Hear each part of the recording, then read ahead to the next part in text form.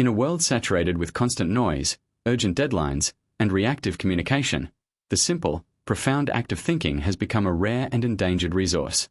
This book presents a compelling case that the quality of everything we do depends on the quality of the thinking we do first.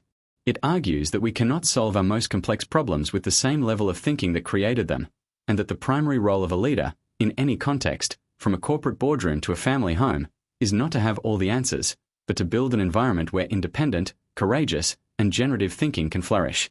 The core philosophy is built on a radical shift in perspective, moving from a model of telling and directing to one of listening and enabling. It introduces the concept of a thinking environment, a practical and transformative framework comprised of 10 distinct but interconnected components. When these components are present, people think for themselves with clarity, creativity, and courage. When they are absent, thinking is stifled, and potential remains locked away. The first component, and arguably the most powerful, is attention. This is not mere listening, but the art of listening with palpable respect and interest, without interruption. It is the act of giving someone your complete focus, signaling that their thoughts matter. This quality of attention is generative.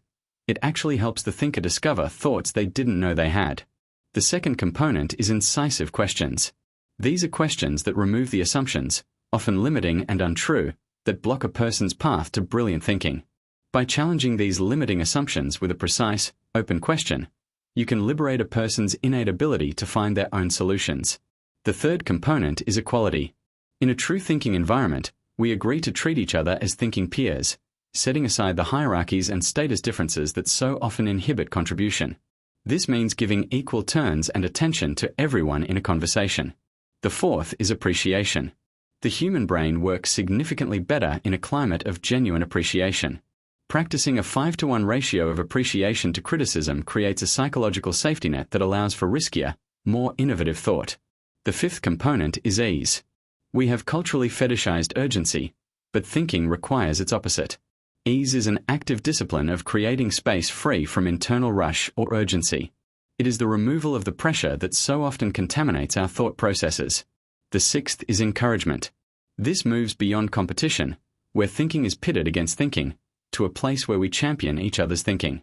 It is about creating a culture where it is safe to venture a half-formed idea without fear of it being shot down. The seventh component is feelings. Unexpressed or suppressed feelings will eventually sabotage thinking. Allowing sufficient emotional release in a disciplined way, without letting it dominate, restores the thinker's capacity to think clearly about the issue at hand. The eighth is information. We must provide a full and accurate picture of reality, stripping away denial or obfuscation. Thinking cannot be brilliant in a vacuum. It requires the bedrock of truth, however uncomfortable. The ninth component is place. Our physical environment sends powerful messages about our respect for people and their thinking. A place that says, "You matter," through its comfort, beauty, and freedom from distractions, is one that invites good thinking. The 10th and final component is diversity. We need the divergent perspectives, backgrounds, and identities that a diverse group brings. Homogeneous groups reach consensus quickly but often on inferior ideas because they have not been challenged by difference. The book meticulously explores how to apply these 10 components in key leadership scenarios, one-on-one conversations, meetings, team dynamics, and even in how we relate to ourselves, our inner thinking environment. It demonstrates how a meeting run as a thinking environment, where everyone gets a turn to speak without interruption, can yield more creative outcomes in half the time. It shows how a leader, by asking an incisive question rather than giving advice, can unlock an employee's best solution. It argues that the relentless pace of modern work is not a badge of honor but a barrier to our collective intelligence. Ultimately, this is more than a leadership manual. It is a call for a quiet revolution in how we human beings interact.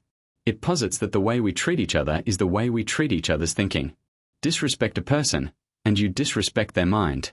The promise of the thinking environment is that when we consistently offer each other these 10 components, we do not just get better results. We build relationships of profound respect, unlock latent potential, and create the conditions for breakthrough ideas that can address our most persistent challenges.